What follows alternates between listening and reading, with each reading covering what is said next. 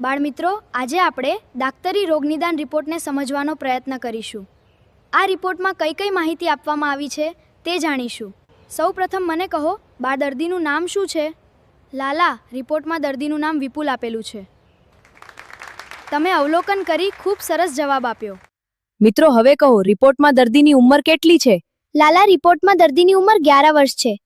વાહ મિત્રો, બિલકુલ સાચો જવાબ. અને રિપોર્ટ મુજબ દર્દી છોકરો છે કે છોકરી?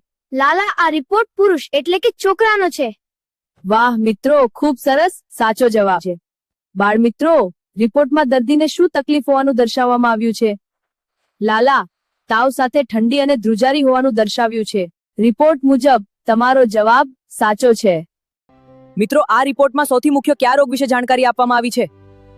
લાલા, રિપોર્ટમાં દર્દીના લોહીમાં મેલેરિયાના જીવાણુ મળી આવ્યા છે તેની જાણકારી આપી છે. એક્સેલન્ટ. તો મિત્રો, આ રિપોર્ટ પરથી આપણે જાણી શકીએ છીએ કે દર્દીને મેલેરિયા થયો હતો.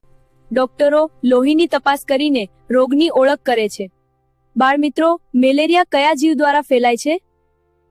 માદા એનોફિલિસ મચ્છર દ્વારા ફેલાય છે. લાલા, ખૂબ સરસ મિત્રો. બાળ મિત્રો, મેલેરિયા રોગના મુખ્ય લક્ષણો કયા કયા છે? લાલા, દર્દીના શરીરમાં સતત તાવ હોય, સાથે ઠંડી લાગવી અને શરીરમાં ધ્રુજારી પણ આવે છે. લાલા, તમે એકદમ સાચો જવાબ આપ્યો છે. અમે મચ્છરથી બચીશું. મિત્રો, સ્વસ્થ જીવન માટે સ્વચ્છતા અને સાવચેતી ખૂબ જરૂરી છે. બાળમિત્રો, આજે આપણે જાણીએ કે મેલેરિયાની દવા બનાવવામાં એક ખાસ વૃક્ષની છાલનો કેટલો મહત્વનો ફાળો રહ્યો છે. મિત્રો, ઘણા વર્ષો પહેલા દક્ષિણ અમેરિકાના પેરુ દેશમાં એક ખાસ વૃક્ષ ઉગતું હતું. આ વૃક્ષનું નામ હતું સિન્કોના. મિત્રો, સિન્કોના વૃક્ષની છાલનો ઉપયોગ મેલેરિયાની દવા બનાવવા માટે કરવામાં આવતો હતો. લાલા, તે સમયના લોકો આ છાલને પાણીમાં નાખીને ઉકાળતા અને તેનું મેલેરિયા તાવ સામે રક્ષણ માટેનું દ્રાવણ એટલે કે એક જાતનો રસ તૈયાર કરતા હતા.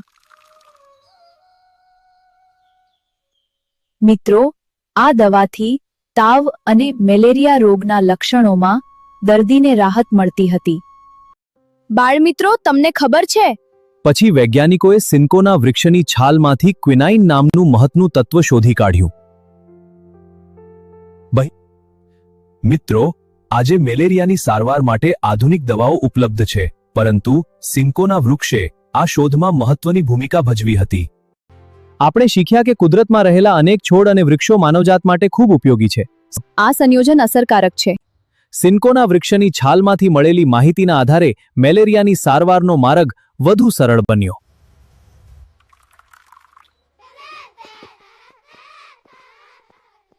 કુદરત, જ્ઞાનનો ખજાનો.